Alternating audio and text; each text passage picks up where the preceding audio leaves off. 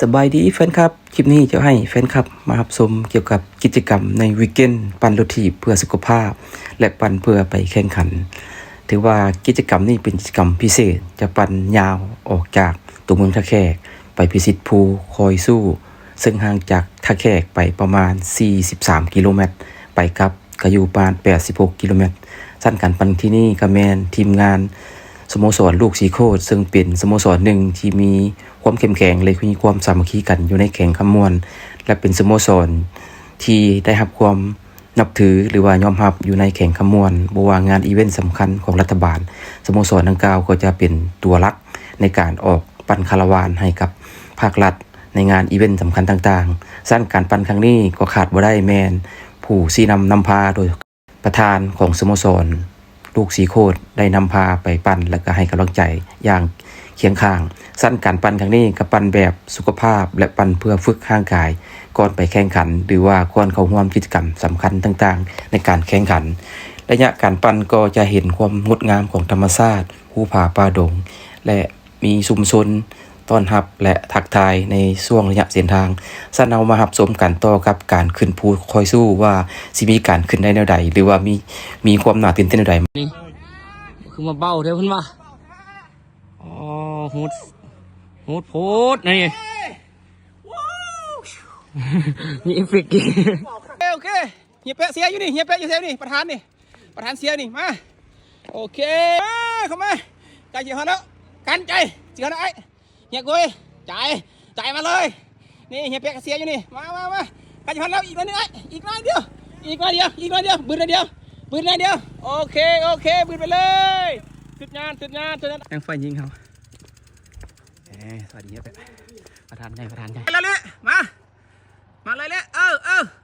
อีกหน่อยเดียวไปโอเคแววดันเก่งหลายโอเคกูจ๊อบมาแล้วโอ้สปินขึ้นมาเลยมาเบ้าเด้อเพิ่นว่าต้องบอกขักเท่าไหร่ต้องบอกขักเท่าไหร่แล้ว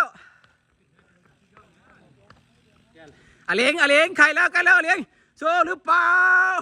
ใจสู้หรือเปล่ามาเลยมานักกายกันมาฮอดแล้วเว้ยซิวๆทำนี่จัดมาละเลี้ยงไปเอาสมบูรณ์มาเลยสมบูรณ์เอาลูกจักก็ได้อันมาสร้างค่อยมาเอาสมบูรณ์ก็ค่อยมาแล้ววัดศาสตร์มาแล้วมาอีกหน่อยนึงทั้งวัดศาสตร์ทายุมาอีกใจเดียวมาได้ไม่ใจนะไม่เดียวไปเลยเรียบร้อยขึ้นไปเลยเรียบร้อยแล้ว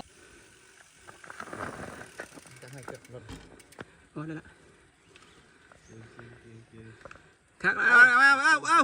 าอีกนิดเดียวเย้อย่าให้จานเพชรเหยียบเลยโอเค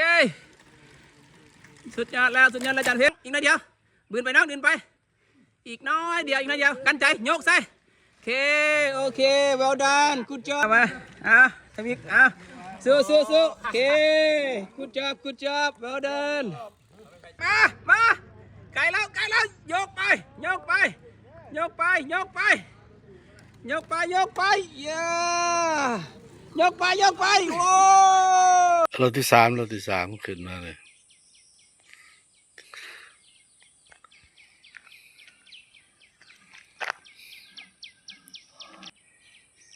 รอบที่สี่ขึ้นภูคอยสู้ขึ้นลงอยู่นี่แหละเก่งมันรอบที่ห้าแล้ววะพวกนี้เก่งสุดเซย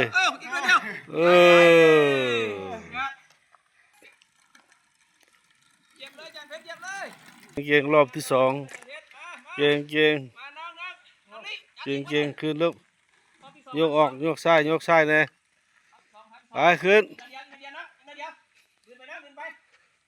ยืนโอเคพูดอีกก็2 รอบน้องใหม่นี่โอ้เก่งหลาย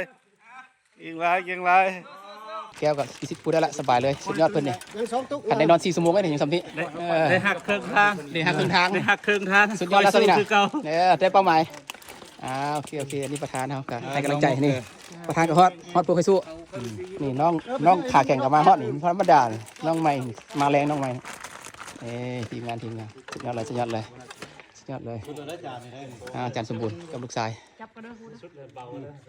กำลังลงจากปูคอยสู้สายแข่งมา